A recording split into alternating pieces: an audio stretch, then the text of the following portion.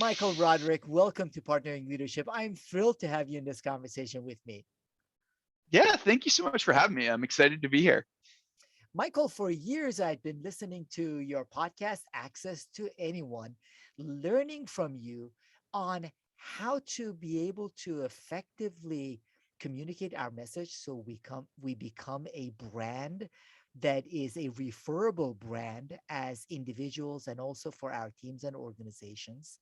And I'm really excited because a good friend, Todd Churches, author of Visual Leadership, I'd interviewed him for this podcast also, in one of the mutual groups we're involved in, kept talking about Michael Roderick, Michael Roderick.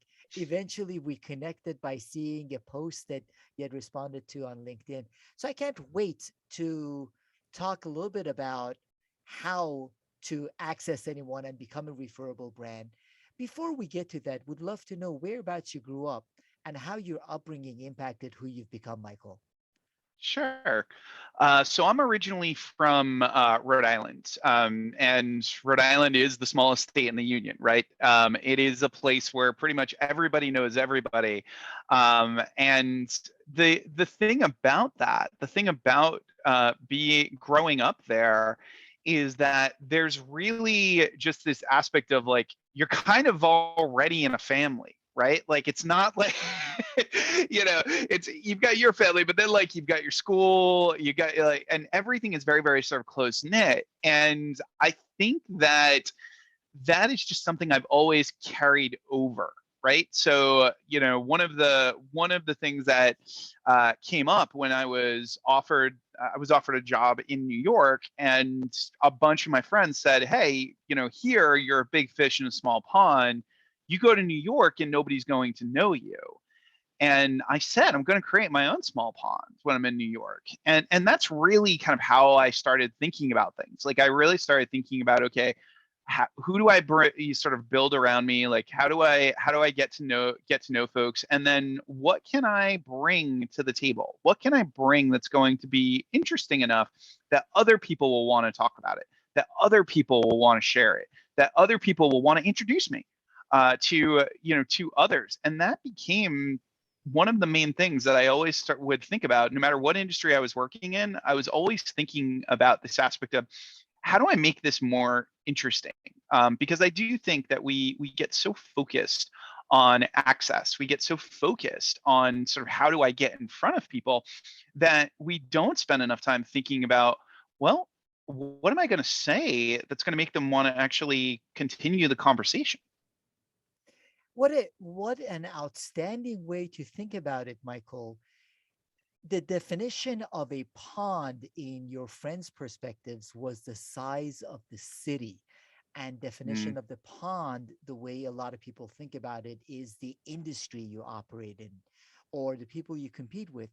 You found a way to build a small pond that uh, you were able to access in New York City.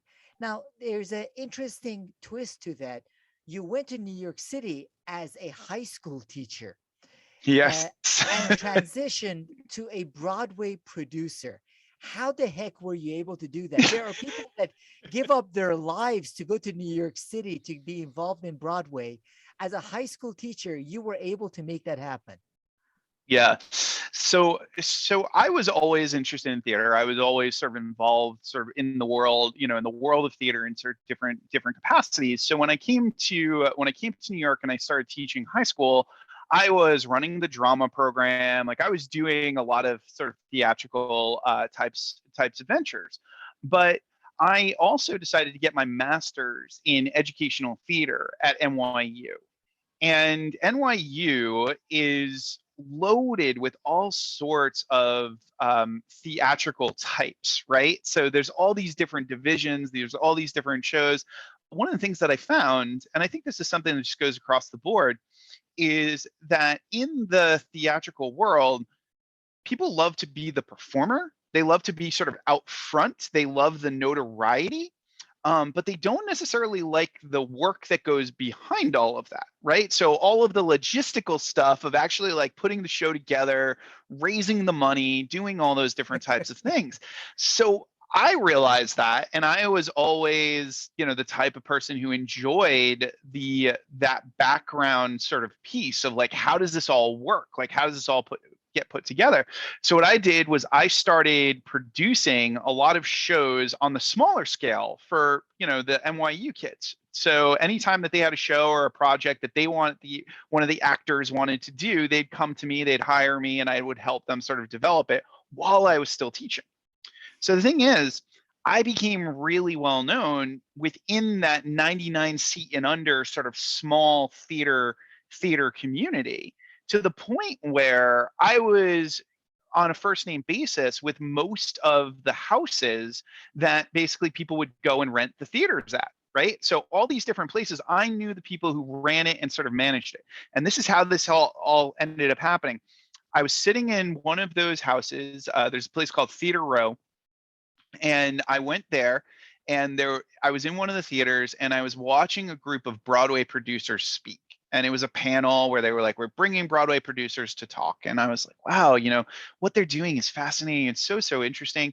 And the general manager at that space, who I had known pretty well, said to me, everybody's going to line up at the end of this and try to meet these people. And they are all going to be at our Christmas party. And a couple of weeks later, I get an invite to the Christmas party. And there's a group of producers at this Christmas party. And now I was working on another show at the time. And I saw one of those producers. And I had this moment with myself where I was really nervous to go up and interrupt a conversation. Up until that point, I had never really interrupted any conversation in these sort of large group settings. And I said, well, if I don't go up and interrupt this person, then I probably am not going to become a Broadway producer. Like it's, and I sort of had that conversation with myself. So I just went up to this woman and I basically said, I'm so sorry to interrupt, but I saw your panel. I really love what you do. I really love the business. I think it's such a fascinating world. And she said, well, who are you? Like, what's your story? And I started telling her a little bit about my work and how I taught high school and I was producing these shows. She said, what are you doing tomorrow night? I was like, well, I'm on the wait list for yet another show here in the city. What do you have in mind? She said, you're going to come with me. And she brought me to a cocktail party at the Broadway League. And I got to meet a bunch of other Broadway producers. And as a result, I ended up just getting to know a lot of folks in the Broadway space and learning a ton about the industry. And I learned that most Broadway producers who are on the way up are focused on credit. So a lot of the time what a Broadway producer will do is go to another producer and say, hey, I'm going to raise this amount of money for you. And if I do, you're going to give me credit. I'm going to be able to put my name on this show. I'm going to be able to, also be a producer on this show. So I took a moment. I said, okay, well, if everybody's sort of after credit, what if I didn't ask for it? What if I just went and told other producers that I was interested in getting better at raising money and not worry about having my name on these things? So what happened was I had all of these producers who would give me deal flow, give me paperwork for projects because I wasn't asking for the credit at that time. So I got to know all of these projects. And when I went to investors, I had a portfolio of shows to show them as opposed to just one because I knew all of these different producers. So I ended up raising money on all these different shows. And eventually my name got around the industry where they were like, he's raised money, he's done it, he's been effective. And I got offered a couple of years, probably less than 2 years later, I got offered my first opportunity to have a Broadway credit where the producer came to me and said, I've already seen that you can raise money. I want to offer you credit on this show if you can, raise the money and find the team, et cetera. And I said, okay. And that's how that shift took place. It was that aspect of sort of first building that community, getting to know those people, and then identifying that moment where everybody was looking for credit. And I said, okay, well, let me try just not asking for it. And that really ended up being the thing that moved the needle the most. That is such an incredible story, Michael, and we can spend hours just talking about that. I do want to take a few minutes and unpack some elements of that story. You had Yeah. built a network, you had built a community, you had built a track record, you also had the confidence in that instance to go up and break into the conversation. However, when you did, you must have said something or done something that had piqued their curiosity, the woman's Hmm. curiosity, to invite you the next night to go to that party. What was Yeah. it that you said, did, and what is the process with that to get other people interested in engaging you and bringing you along to that success? Yeah. So you hit it on the head. It's the curiosity piece. And everybody that was coming to talk to her was going to say that they were was going to say that they were a producer or that they were in theater and that they were trying to sort of build their business in theater. And what I said was I started with I'm a high school English teacher. And she was fascinated. She was like, "Oh, tell me more about that." And we talked about my love of theater, my work with my students, the fact that I had brought students to go and see Broadway shows, the fact that I had my students writing their own shows together. So I was tapping into something that not everybody else was talking about. And I think that that was probably the thing that created that curiosity that caused her to sort of just see me in a very different light and think, oh, well, this is somebody who I want to know. I want them to know these other producers because I wasn't what everybody else around me was. And I have this whole thing about I think it's important to go where you're awesome, not where you're ordinary. And when you are in an industry and everybody in that industry is saying the same things and sort of doing the same stuff, then you are basically always being measured against whatever the accomplishments are of the people in that industry. But the second that you bring up some other aspect of what you do, then all of a sudden you're fascinating to that audience because they don't know anybody in that world, or maybe they know like one or two people in that world. And they're like, wow, I want to know more about you and sort of what you're all about. So I really think that had I not opened with the fact that I was a high school English teacher and that was sort of how I kind of, got into, all of this, it might have been a very, very different conversation. I would imagine so. And part of what you did was you had show genuine interest in her and then share a genuinely interesting part of your own story that allowed her to engage. You also talk about, Michael, becoming a category of one in a Mhm. crowded world. And Mhm. that was in that room a very crowded world of people that wanted to be producers and be associated with the types of projects you wanted to be. So what lessons can we learn from your experience in being unique, sharing your uniqueness to become a category of one? Yeah. So I think the thing is that we almost never dive as deep as we could, right? So a lot of the time when we categorize or when we sort of try to come up with sort of what makes us different, et cetera, we don't actually go that deep, right? So somebody might you say that they're like, in leadership, and that could mean any number of things, right? I like to think about it, I call them container words, right? So there are these words that we hear and everybody kind of nods their head and they're like, yeah, yeah, that, that makes sense. But everybody's got like 20 different definitions of it, right? And leadership is a classic container word, right? Where it's literally like we could define it in so many different ways. But the second somebody says, I'm going to put the word servant, in front of it, now we have a whole different kind of, situation, right? And now let's say we say, I focus on servant leadership specifically within the world of middle management. Well, now we've dialed it down even more, right? So the thing is, whatever you have, like whatever your thing is, right? You want to start to think about how do I sort of dive deeper and get more specific, because the more specific that you get, the more interesting that thing becomes, because it doesn't feel like it's just another category, right? So notice I didn't just say I'm a teacher. I said I'm a high school English teacher. Think about the specificity of that, and think about how that sort of puts a picture in your mind, right? If I say a teacher, there could be all sorts of different dynamics, different, types of things that come into your head, different definitions. But if I say high school English teacher, you start to develop a very, very clear picture of what that person looks like, right?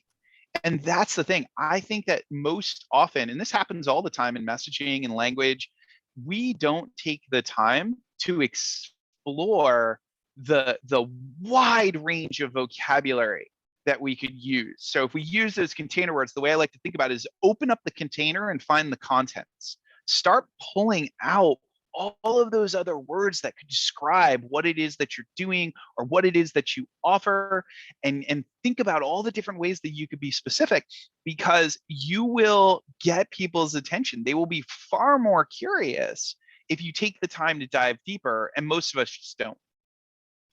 And Michael, while we're going to mostly talk about how this plays a role for the individual and teams, it's Mhm, such an important point for organizations also in terms of their branding. One of the biggest challenges that I see is that the organizations don't want to limit their brand appeal and their messaging, mhm, wanting to communicate to everyone. Everyone is a potential client, and therefore mhm. not appealing to anyone. So I think Yes. the messages that you share with respect to access to anyone and this branding, while relevant to the individual, they are just as relevant to organizations in how they brand and communicate their message too. Yeah. Yeah. And the thing is, it's obviously you want to sort of have as much reach as possible, right? It's something that you're interested in. But the thing is, if that reach is general, then nobody's going to talk about it. So if it's we help leaders, let's just say, right? It's general, right? So it's like, yes, it could reach a lot of people, but who's going to talk about that? Who's going to have that conversation? So you've always got to think about that aspect. And the thing is, I often like to talk about the fact that most of the time when people talk about this sort of targeting conversation, they like to focus on the idea of a target market, right? And say like, okay, we work with this specific group of dog walkers in Peoria who also happen to be lawyers, or whatever the scenario is, right? And the thing is, target markets can be lovely, and there's a lot of different types of things that you can do. But what I like to think about is the idea of a target problem. So what is a problem that people are experiencing that you can really dial in on, that cause people to say, oh my God, I need to know that organization. I need to know what it is, like how they solve that problem. Oh, you're speaking directly to me. You're speaking directly to me. Now I'm like, I want to know who you are. I want to know more, about it. And the thing is, I could be in multiple industries. You could still get my attention, even if I'm in a completely different industry, if you've dialed in that target problem, and then it's like, oh, okay, they're the ones for that. They're the ones to help me sort of think about that, or, go in that direction. Right. So if we even look at Apple, right, when everything kind of really took off, right, the thing that happened was Apple really did at the very beginning identify a target problem, which was that everybody in at the time that the iPhone was coming out, the iPad, like all these different types of things, everybody at the time was really, really struggling with individuality, because we were all getting into this place where we were in these like super crowded markets, and everybody was trying to sell their stuff and put their stuff out there, and there was this craving to be the individual, and Apple seized on that, right? And just like literally by calling it the iPhone, think about what that does to you mentally, right? If they just said this is the new Apple phone, it wouldn't have mattered. It was because it was the iPhone. It's because oh, this is for me. This is for me. This is all about me. But what they were doing was they were identifying a target problem because everybody kind of felt like a commodity at that time.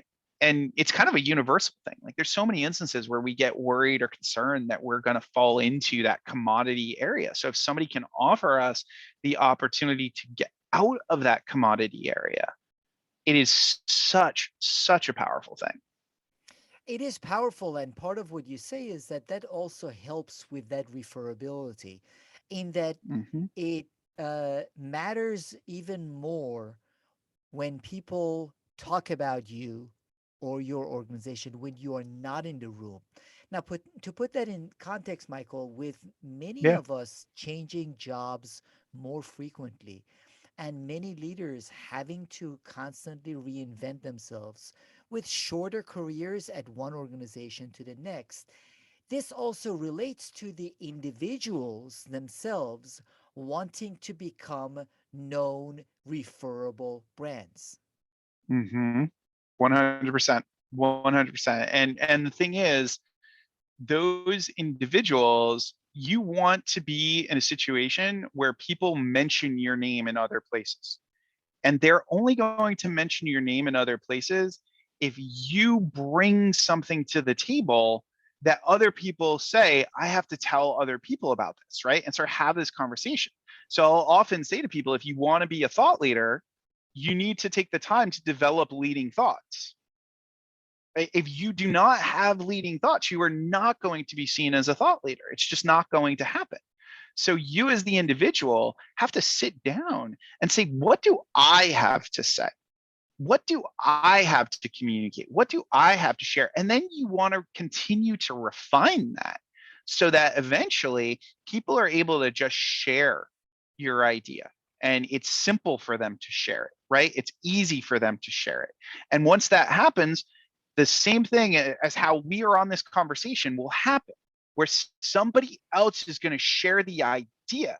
They're not saying, hey, Mike has this company, or they're not saying any of that, right? They're saying Mike shared this idea about referability, and you should chat with him.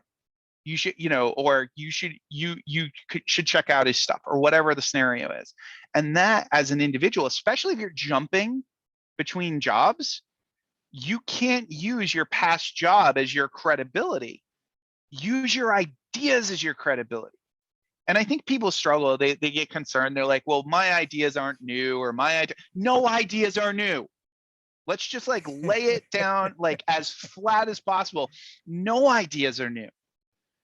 They're just positioned differently.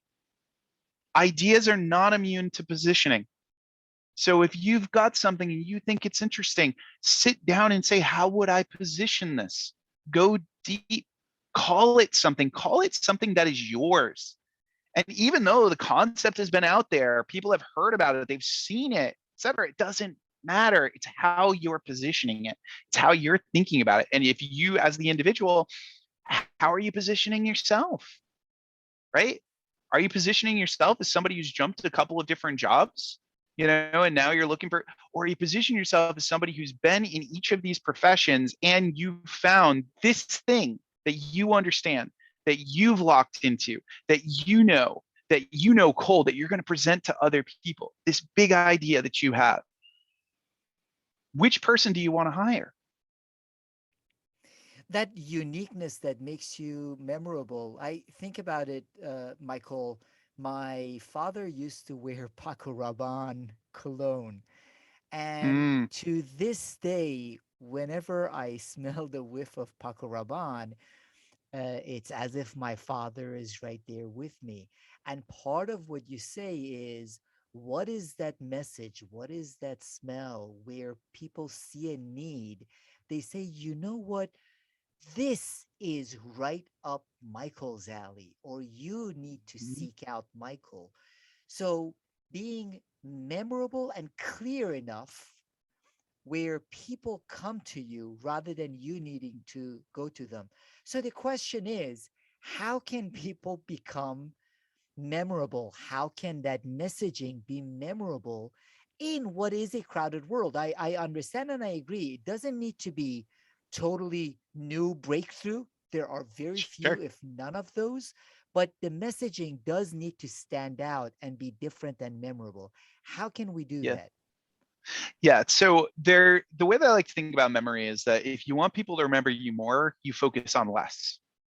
And that is language, emotion, simplicity, and structure. So I'll start with language. The reason why most people know who Shakespeare is, and very, very few people, except for English majors, know who Christopher Marlowe is that Shakespeare added new words to the English language.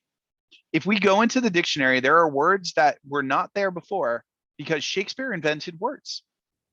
And what do you think people were doing when they were walking around talking about his shows? They were using those words. So the thing is, language has a lot of power when it comes to memory. Because if somebody uses a word and we kind of think, oh, I've never heard that word before, that word then gets wedged into our memory and we start using it. And then people start to ask, well, where did you hear that? Or where did you see that? Or so what is that? So the very first thing, if you want to think about being memorable, take the time to look at the words you're using. Because if you're using forgettable words, you're not going to be memorable. So always start from there. Start from that aspect of what is the language that I'm using? And is it something that people would easily remember and want to sort of keep in their mind? Or is it just another throwaway word? Is it just another container word that just matches me up with sort of everybody else? So, So it's Michael, really, really important. Yeah. before you move off of that language, because Yeah. that is a critical point that you make, does it therefore need to be these big convoluted words that people don't understand? What is it with the language that we should be using that contributes to that less framework that you talk about? Yeah. So in essence, it doesn't have to be a convoluted word. It actually could be a very simple word, right? And it doesn't necessarily even have to be a new word that you come up with. It can be a new combination of words. So you can take a concept and just kind of tweak it a little bit, and all of a sudden people are like, "Oh, that's really interesting. That's something that's really kind of sticking in my head that I'm starting to think about." Right? And when you do that, when you just tweak things a little bit or you try some different language, you can actually test that in the market. You can see, what do people repeat? What do they talk about? What comes up over and over and over again? And then once you start to notice that, you can say, okay, these are the things I need to keep using. These are the words that seem to really land, or sort of the way that this is being presented. This is like this stuff really kind of, works in my world, right? And when you start to figure that out, then you can start using that for interviews, for conversations. And what happens is people then go and they start using those terms. They start coming up with those types of things. So I'll give you an example for myself. I talk all the time about this concept I call the giver's fix. Now, notice before I even get into the explanation of it, the the contrast in the statement. If I'm a giver and I'm a thoughtful, sort of helpful person, why would I be needing a fix, which is often associated with drugs and all of these different types of things? So already I've got you curious, right? Like already I've got you saying like, well, what is the giver's fix? Well, the giver's fix is when you love to give and you love to support and you love to help others. And to you, it becomes like a drug. It becomes like getting a hit of a drug, just like an addict would. So, what ends up happening is you get so caught up on that feeling of giving and that feeling of helping everybody else that you don't ask for the things that you need. So, just like the addict who is pumping themselves full of something that is giving them a rush, but actually not sustaining their body, You as the giver are getting drained and falling apart because you're not taking care of yourself. Now, what does that do? There are going to be people who just heard this who are saying, oh my God, he's talking about me. And notice what happened just now, because that ties to the next concept of emotion. Emotion solidifies memory. So if I can trigger your emotions, if I can suddenly make you feel something while explaining something, your brain becomes like a sponge and it sucks up all of that information and it gets to the details. So there are people who are listening to this podcast who will remember just the giver's fix. They won't remember a bunch of other pieces of this whole thing because they felt the emotion, because they had this moment of like, oh my God, that's so me. That's what's going on. And we don't do that nearly enough. We very, very rarely, how often does somebody explain a concept to you and tie it to an emotional state? How often? Very rarely, Michael. I've felt the emotions in my own body as you were describing that, in part because I have some of that. And I know a lot of people, including a lot of listeners of this podcast, who are involved in community based organizations. They look for that giver's fix. But as you said, it is not an intellectual concept. You didn't explain it in an intellectual way. You connected it to the emotions, which Yep. absolutely, to your points, we are going to remember this element even weeks, months later. Yep, exactly. Exactly. So the thing is, if you come up with language and then you imbue it with emotion, you get people to feel something, what's going to happen is they're going to remember those details much, much faster. But the next challenge that you have is the fact that that idea needs to be carried. And the fact of the matter is, our brains can only hold so much information at any given point in time. So that's why you need the next thing, which is simplicity. And academics for all of our lives have always rewarded complexity. So when we were in school, we were smart if we knew the biggest words. We were smart if we wrote the biggest papers. We were successful if we were complex. It was all the way up through college, right? Like, and sometimes even beyond, right? Think about grad school papers that are like this thick, right? Like, it was always about complexity.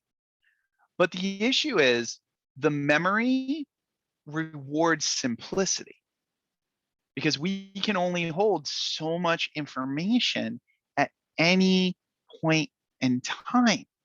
So if the idea or the concept isn't simple, isn't something that we can easily carry with us, we'll forget parts of it. We might not share it. We might mess it up when we try to explain it to somebody else. And all of those things keep us from being referred. We all know that person who has a really wonderful service, but they've come to us and said something, and we've been like, man, I don't know how to explain it to my friend. So I feel kind of stupid making that referral or sort of mentioning that. So I'm not going to talk about it. I'm not going to talk about it, even though they've got the best service in the world, because they complicated it too much for us, right? And we feel like I can't spend half an hour trying to explain to everybody what it is that this person does because they spend a half an hour trying to explain it to me, right? Same with companies, right? Like, how often does a company or an organization have this like long explanation of what it is that they do? And are you going to go and like read your mission statement to for, if you're like referring a company or referring an organization, you're gonna be like, well, here's their mission statement, here's their like front web page. No, you're going to try to come up with like one sentence to help people understand, like, what is that about? So what's that story? So simplicity is so important from a memory standpoint. And we have to ask, how many points am I trying to get across? How much information am I trying to give people? And do they have enough room to carry all of that information? So I can't say to you, okay, when you say, oh, well, how do we become more memorable? If I said, well, we've got 34 ways that you can be more memorable, and I started breaking down all of these different ways, right? You'd be asleep. The show would be over. People would just be walking away, right? And it's because our brains can only hold so much information. And that ties to the very last piece, which is structure. And our brains require order in order to process information. We don't read a book by starting in the middle and bouncing back and forth, right? Unless we're reading one of those choose your own adventures, right? We start at the beginning and we go in a logical progression. So the thing is, if we don't give people a structure, we don't give them a logical progression, they're not going to remember the material. They're just not, right? And we saw this all the time in school, right? We were given structures to remember information. Anybody who's in a math class knows, please excuse my dear Aunt Sally, right? As your way of remembering the order of operations, right? And that was the thing. Like, we needed the structure, we needed the order, we needed to understand, those types of things. So if we don't give our audience a structure, they're way less likely to share it, because again, they don't want to feel like they're missing something or they're forgetting something, right? So when I say, if you want people to remember you more, focus on less: language, emotion, simplicity, and structure, I'm giving you a structure to share that information. And even if you don't remember all of the pieces, right, you're going to remember the word less. And if you need to, you're going to go and search and try to find like the rest of that answer, because it's a very, very simple structure. It's very, very straightforward, kind of thing. So when we do this, we're basically making it so that the memory of the other person is on our side. If we're not focusing on these things, we are making it less likely that they're going to remember. We're making it less likely that they're going to connect to this information. We're making it less likely they're going to refer, they're going to talk about it, if we're not paying attention to these things. And as we go through this, Michael, one of the things I urge everyone to do, and I will go through this process myself also, is not just listen to it and say, wow, that sounds great, less language, emotion, simplicity, and structure, but to try to spend 5-10 minutes on a piece of paper, whether for ourselves individually or for our organization, and ask ourselves, how are we communicating our message so we are more memorable? What is the language we're using? How do we connect with emotions? How can we keep it simple and simplify it and add some structure to it? Because what I find is that intellectually it's easier to nod and say, aha, that makes sense, as Michael says it. Mm-hmm. It's a heck of a lot harder to do it. Therefore, I think for us to become more memorable and for our organizations and teams and the messaging to become more memorable, we have to take a little time and go through this process. Yeah, yeah, and you're bringing up one of the most important pieces of this, which is this aspect of, this is simple but not easy, right? Like this is something that's very straightforward in terms of what to do, but you can spend a lot of time really digging into this. And the fact of the matter is, most people won't, which gives you a completely different advantage. If you're, heck, if you're even willing to spend a couple of minutes thinking about one different word that you'd use, you're probably 10 steps ahead of most of the people who never think about what words they're using. And that's just a little thing. Now imagine going through all of these elements and really thinking about it in regards to how you're communicating. Who does that? Who takes the time? Not a lot of people. It has a lot of power. And the other thing that you mentioned on top of this is, therefore, when we have this straight in our own minds, we are more capable and able to connect with others and become memorable. You say this, and I love it, Michael, because I see it on a daily basis on LinkedIn. And when I get a chance to go to in person interactions, same thing. You say we have spent so much of our time worshiping reach and ignoring depth. So on Yes. LinkedIn, it's how many connections I have and people connecting with standard messages. I see we have some connections in common. Let's reach Mhm. connect, or meaningless sales pitches. So how can we use this less language, emotion, simplicity, and structure and build on top of it a deeper connection in reaching out to our network? Because to balance that, you also talk about the influence and power of weak ties. So help Yes. me understand the value of those weak ties and the need to go deeper. How do those concepts interplay with each other as we want to become more memorable? Sure. So the thing is, with there's this concept known as the law of weak ties, and it was originally introduced at basically where there was like a college study that was done, and I think the professor who did it was his last name was Granovetter. And basically, the study that was done was with two groups of college students. And one group asked their close friends and family for jobs, and the second group asked people that they barely knew for jobs. And the second group outperformed the first. And the theory was that the people who are already sort of part of our circle, our close friends and family, have very similar circles. So as a result, we either already know them or the opportunities are kind of about the same, right?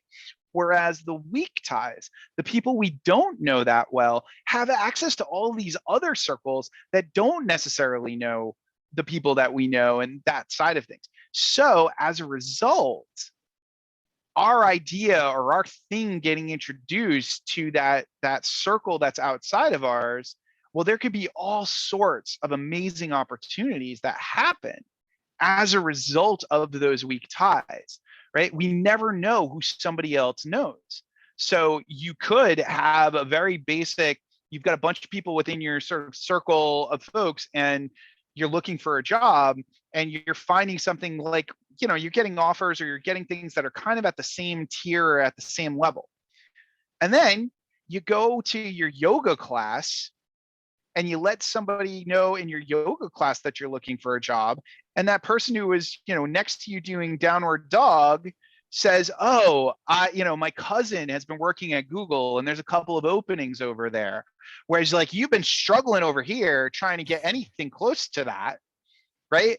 And all of a sudden it's like, boom, you get an intro to this like hiring manager, and in some cases you get the job faster than anyone else because it's relationship oriented, right? Like it's a friend basically saying you should hire this person, right? And it's a whole different ball game. So the thing is, when we increase the number of weak ties that we have, we basically create significantly more opportunity.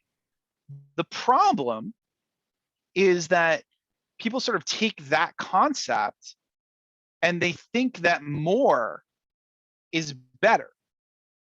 So they think about it from the standpoint of, oh, well, if I have thousands of weak ties, right, then I'm going to create all of this opportunity for myself. But what that misses is the aspect of depth. And if you're going to really move forward, you have to have a relationship where somebody is not just like, oh, okay, yeah, I kind of know you, right? You have to have a relationship where they're willing to go to bat for you. They're willing to have a conversation with you. They're willing to do things. And the fact of the matter is, you can't do that with thousands upon thousands and thousands of people, right? So you are, whether you get forced to do it, or it just happens, there is no way to avoid the fact that no matter how many people you're connecting with and no matter how many weak ties you're sort of bringing into your circle, you will only have a finite amount of time to develop relationships. And You can either choose to just develop a bunch of random relationships that have no depth and hope that, one of these things ends up leading to an opportunity, or you can really think about, who do I want to develop a deeper relationship with? And the thing is, LinkedIn specifically, I think most people end up focusing on relationship acquisition. And that's a very, very popular thing that you see. Relationship acquisition, where everybody wants to sort of get as many followers, get as many people as possible. And not enough people focus on relationship retention, where like you really think about, who do I want to develop a relationship with? Who do I want to stay in touch with? Who do I want to grow with over time? And that's one of the biggest issues. And you will have more influence, right? You will have more people who want to help you, who want to support you, if they feel like there is some depth to the interaction. If they don't feel like there's any depth to the interaction, then they're not going to do anything, right? Especially not respond. And that's why most of the outreach that we see is so poor, because there's no depth to that interaction, right? It's literally like, hey, here you go, here's a sales pitch, or hey, here you go, here's here's me saying that I think we should talk to each other, with no context, with no information whatsoever. But you take even a couple of minutes to have a little bit of depth within all of that. Take a couple of minutes to read somebody's thing, talk about, and be honest with them about sort of like why you're reaching out. You'll stand out instantly from everybody else. It's a powerful point, Michael, and something that is so often ignored. The fact that we can get pretty much anyone's email address or LinkedIn information or phone number, it becomes another cold transaction, annoying in most instances and ignored in other instances. And even when people accept the connection or ignore the email, it doesn't lead anywhere. So Yep. it's worth taking the time and the effort to nurture certain weak ties in order to spend a little effort into it. That increases the potential of positive relationship back and forth. And I Mm-hmm. really, the point that you make resonates with me, because as we talked about before also, on a daily basis I get these messages like everyone else does. There's nothing special about me.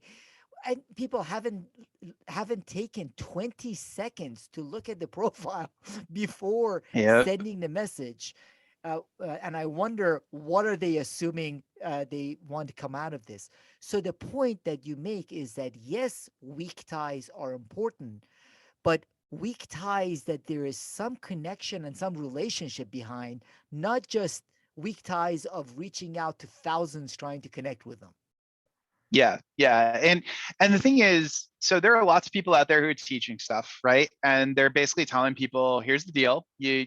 Send a bunch of automated messages, or hire a bot, and communicate with all these people, and you're always going to get like a hit of folks who are like, oh yeah, no, I think I could use XYZ service, kind of thing, right? Because there is always somebody who sends money to the Nigerian prince, right? Yeah. Like it always, like there's always somebody who's going to do Wait, it, wait, right? There's Michael. So what's wrong with sending money to the Nigerian prince? I just did. Oh man. Never mind. Sorry, I'm go on. sorry. I don't think you'll ever see that money again. I hate to break it to you. But the thing is, like, there's always that aspect, right? So people will then look at that and think, oh, okay, so it's just a numbers game, right? It's just a numbers game. I got to reach out to enough people. And if I reach out to enough people, I'll convert enough stuff, et cetera, et cetera, et cetera. But the thing is, once you've kind of burned through those numbers, right? You got nothing left at the end of it. There's no relationships, and the thing is, you might convert a handful of people from a big blast sort of cold outreach, and you might land some business. Like it may happen. But what comes after that? Like what happens after that? And the thing is, you're going to have a heck of a time going through the sales process if, when you're contacting somebody cold, it is literally just kind of a shot in the dark. right? Like you're gonna have to spend a bunch of time educating, qualifying, sort of going through that whole thing.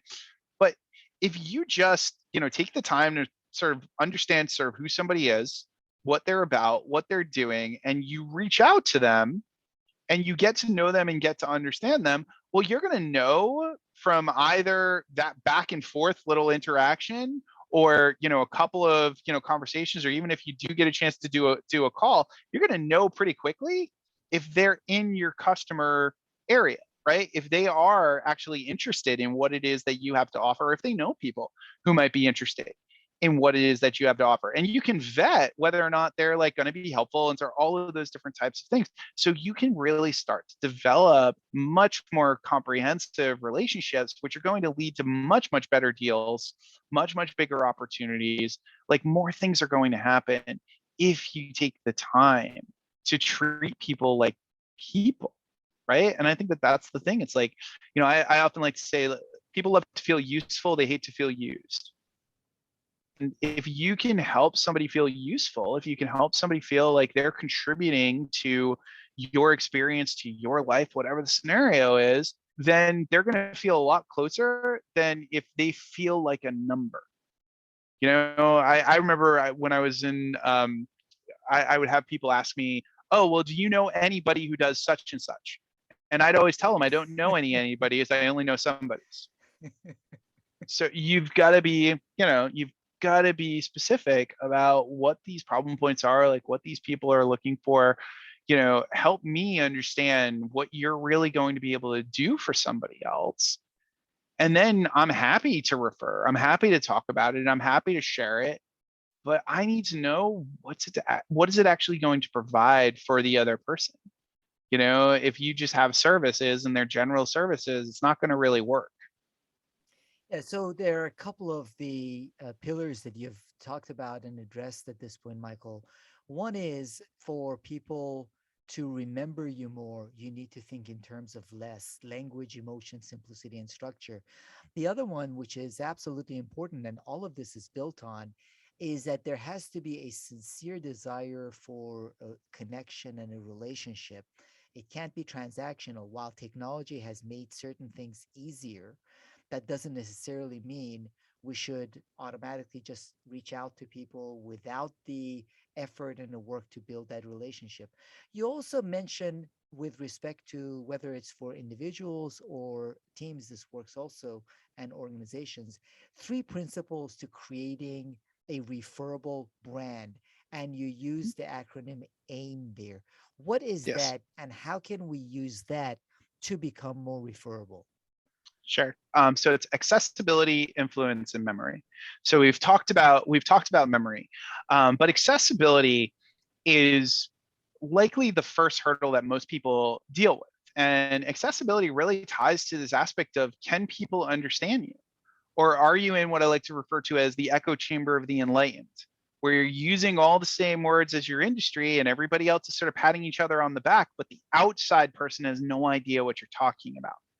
So accessibility is all about thinking, how am I making sure that people really understand what's going on? That not just the people in my industry, not just the people who are sort of adjacent to the industry, but the dentist around the corner understands what it is that my company is offering and what I'm putting out there, right? So accessibility is huge, and it's always the first hurdle. We're almost always too close to our own stuff and we explain it poorly. So accessibility is always the first hurdle. Once you've gotten past that point of accessibility and you've gotten to a point where people are like, okay, yeah, I get it, it feels straightforward, I understand it, then you need influence. And the thing is that most people think about influence in the context of persuasion. They think about it as like, I'm going to influence you, I'm going to get you to do something. But what you want is for people to do something without you asking them to. And the only reason somebody's going to do something without you asking them to is if it makes them look good. So you always want to think, how would this thing being shared make the other person look, right? And if you can craft something and make it so that that thing makes other people look interesting when they share it, they're going to share it. So you always want to think, what would the experience be like if somebody else shared my idea? How would they look cool? We spend way too much time trying to figure out how to make ourselves look cool. And the thing that we always want to think about is how do we make other people look cool? Because once you do that, you unlock so many opportunities. And this ties to relationships too. When you make other people look good, they want to introduce you to people, they want to connect, they want to do all sorts of things because most people are not thinking about that for them. What a powerful, brilliant message, Michael, and something that I hope everyone listens to repeatedly and thinks about. I've been fascinated for years at business school, had to read Joseph Campbell's Hero of a Thousand Faces. I don't think I really understood it when I had to read it for business school. And over the years, I've understood it a little bit better and have understood the communication of the stories, how in many instances, as Donald Miller also talks about, the need to be the coach and the guide rather than the hero in a story. And in this instance, also, this is a powerful point where people want to share messages that makes them look good, not makes you look good. And there's so often that we are sharing messages that make us feel better about ourselves. If the Mhm. intent is to become a referable brand, we need to listen to Michael Roderick rather than continue sharing messages that have us as the hero. Mhm. 100%. So, Michael, the other thing that you do is your absolute superpower, in my view, is that you look at patterns and you take those patterns and turn them into frameworks. As you have explained here, whether it is with less, it is with aim, these are all patterns of effective behavior that you Mhm. have, in many instances, implemented yourself, and in other instances, helped others implement. And you've put them into frameworks that we can all learn from and implement. I think that is a real superpower.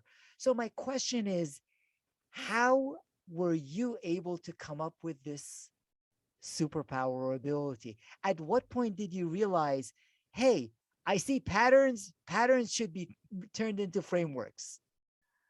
So it comes from education, right? So I taught high school, and one of the things that you always had to do is you had to sort of take a lot of the time a very complex topic, or you had to take something like an entire book and you had to boil it down to one thing, right? Or you had to boil it down to sort of a breakdown of like, this is what this is a metaphor for, or this is sort of how to, sort of think about these things. So basically, I started to ask myself, if I had to teach this, how would I talk about it? And every time I would ask that question, things would get distilled down. And then I would speak, do a talk, do a presentation, do something where I kept that in mind. And I was like, if I had to teach it, if I wanted to make sure that people got it, if they used it, how would I have to do it? And that's what's really always kind of made that shift for me is I always ask myself, okay, if I were to teach this and I wanted people to actually do it, I wanted them to implement it, just like I want my students to, succeed, right? Not just hear something and not do the work, right? What could I do? How could I break it down? And the thing is, like, in the world of education, frameworks are a very, very powerful tool. If you can help somebody understand this is how this works and you give them something simple, right, to remember, to break down, they will go and share it and they will go and talk about it. So I'm always, anything that I'm doing, I'm always asking myself, what is the lesson, right? And I always, like, in my writing and the work that I do, I'm always thinking to myself, okay, what is the lesson that gets extracted from this? And then what can somebody do, right? What's the lesson and what's the homework, really, right? So it's like, and if I had to break it down, and this actually, you're literally hearing something new because this is me putting a couple pieces together. What's the story? What's the lesson? What's the homework? Ultimately, that's really what it comes down to. What's the story? What's the lesson? What's the homework? And you do this well because you do it with the intention of people actually applying it. I have many friends, very good friends that are in consulting firms. In many instances, the frameworks they share are meant to show sophistication and complexity. So the people at the 116th PowerPoint slide say, we need you to come into the organization and help us with this issue we're having. The frameworks, the way you think about the frameworks, Michael, and you communicate it, you make the frameworks accessible so we Mhm. can all use these frameworks to be able to become more referable brands. And that's one of the things I really appreciate in how you put those patterns together into frameworks. Now, I wonder, Michael, in addition to your own podcast, and I know you're working on a book also and can't wait for that because I'm sure you will have some of these frameworks and other stories and additional support to it. Are there leadership resources, practices that you recommend, most specifically with respect to people wanting to become those referable brands, as I believe every single one of us needs to become in this next era of work? Yeah, I mean, I recommend people read anything, any of Dory Clark's books, because Dory is kind of a perfect example of a referable brand herself, right? She's always taking the time to craft things in this like actionable way, right? So like if you read a Dory book, you're like you kind of have the roadmap, right? And she's taken the studies and she started breaking it down for you. So I always say, like, if you're looking for that way of thinking and you want to watch somebody do it in kind of real time, read one of Dory's books, because you'll see the model. Like, you'll see the process, you'll see sort of how it goes. Another person who does this very, very well is Adam Grant. And what I would recommend, and the thing is, if you want to be referable, I would say yes, read the books, think about the resources, but I would look at who in your world is referable, who in your world is getting shared. And then I would watch what they're doing. I would take the time to look at their content, look at their process, look at the way that they're choosing to position things, because that's what's going to really inform this for you. That's what's going to really help you. So I would say, like, read any of Dory's books, read Adam Grant's books, but also watch them on social media. Watch how they become referable. Watch how they present those things, because there's this classic saying in copywriting of success leaves clues, right? And there's just hundreds of thousands of clues that are sitting there waiting to be found in all of your social feeds when it comes to these people who really take the time to craft these very, very specific models and frameworks and ways of doing things.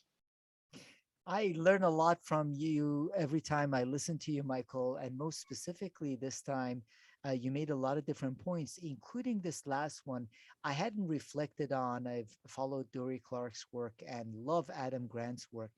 I hadn't reflected as much, especially on Adam Grant, on the flip side of the process, on thinking about how he has become such a referable brand. And I'm going to think about it more because you are right on target with respect to when I see his messaging. I want to share his messaging. So it Mm-hmm. right and I'm one of tens of thousands, hundreds of thousands of people. So you've thrown down a challenge for me to now look at Grant in a different way, in addition to enjoying his content. Michael, how can the audience find out more about your work, your consulting, your podcast? How can they connect with you? Sure, sure. So my podcast is just called Access to Anyone, and it's access to anyone podcast.com. You can go to smallpondenterprises.com, which is the main website.